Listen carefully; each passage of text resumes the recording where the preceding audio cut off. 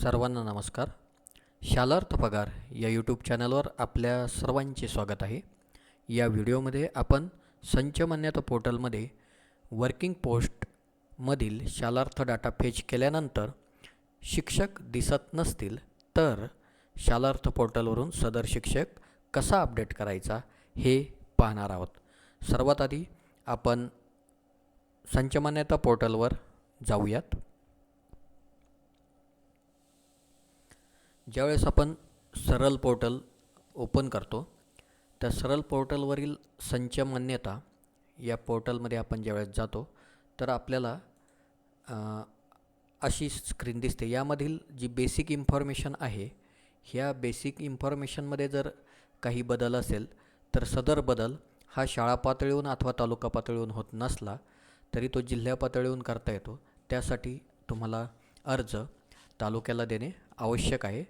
त्यानंतरच सदर बदल जिल्ह्यावरून होईल. त्यानंतर दुसरा जो टॅब आहे वर्किंग पोस्ट. तर या वर्किंग पोस्टमध्ये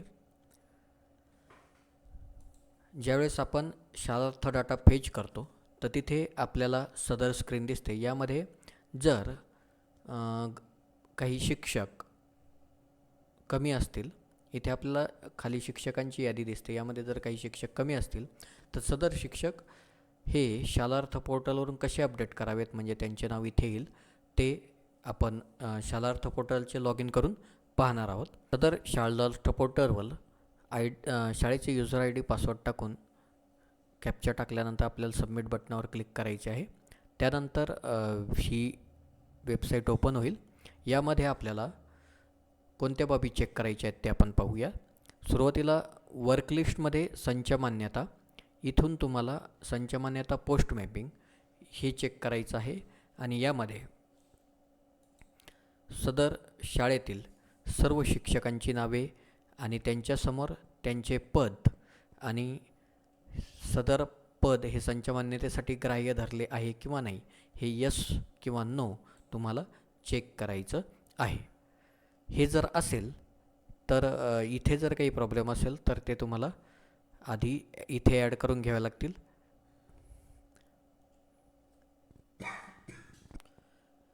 पुढची बाब जी तुम्हाला चेक करायची आहे ती आहे वर्क लिस्टमधील पेरोल. पेरोलमध्ये तुम्हाला जायचं आहे 3 नंबरचा ऑप्शन मॅपिंग ऑफ डेजिग्नेशन.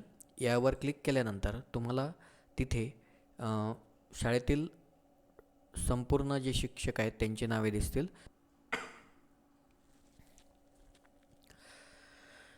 यामध्ये तुम्हाला सदरील शिक्षकांची नावं सिलेक्ट करून घ्यायची आहेत.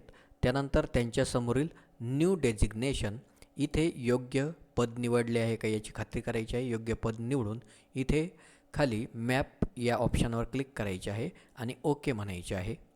तर या पद्धतीने सदर मॅपिंग ही पूर्ण असली पाहिजे. संच मान्यतेसाठी पुढील जे काम करायचं आहे ते आहे आपल्याला जायचं आहे वर्क लिस्ट पेरोल. त्यानंतर चेंज डिटेलमध्ये.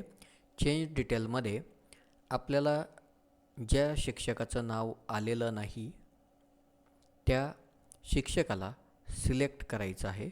सिलेक्ट केल्यानंतर जे पेज ओपन होणार आहे त्यामध्ये एम्प्लॉई डिटेलच्या शेजारी इन्स्टिट्यूशन डिटेल यामध्ये सदर शिक्षकाचा डेट ऑफ इनिशियल अपॉइंटमेंट टाकलेली नसेल तर सदर माहिती ही पूर्ण करून घ्यायची आहे.